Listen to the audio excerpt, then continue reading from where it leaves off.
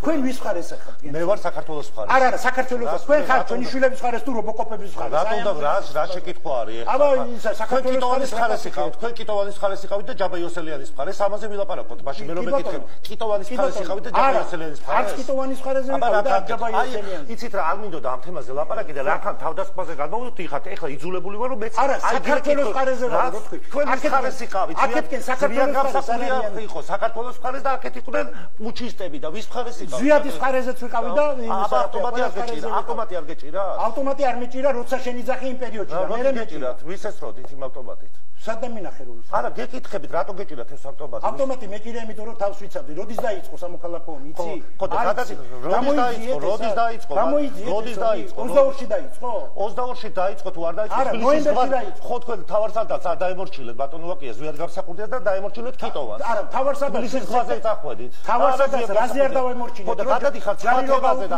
არა, მომგებიანი არ არის ეთქემ თქვენთვის და რატომ ელაპარაკებით ეხლა? ჩემთვის კი არა. გამოდიხართ თავდასხმაზე და მე თქვენ რა უნდა მითხრათ ბატონო აკია იმის გამო რომ თქვენ და სხვა ადამიანებად ახალგაზრდობა შეგვიცვალეს და მომავალი მართლა წაგვართვეს იმ მოქმედებებით და ეხლა ჩემზე გადმოგაქვს? შენზე კი არ გადმოგაქვს. შენ მე მითხარ. მე მაშინ ძალიან პატარა ვიყავი და მომავალი შემიცვალეთ თქვენ უპასუხო მე არაფერი მომავალი არ შემიცვლია. აბა ვინ შეცვალა? სიტუაცია იყო ეგეთი რომ ანეკ მხარეს უნდა ყოფილიყავი და საქართველოს მხარეს ყოფილიყავი. საქართველოს მხარეს ვიყავი. და ზვიად გამსახურდია გააგდეთ.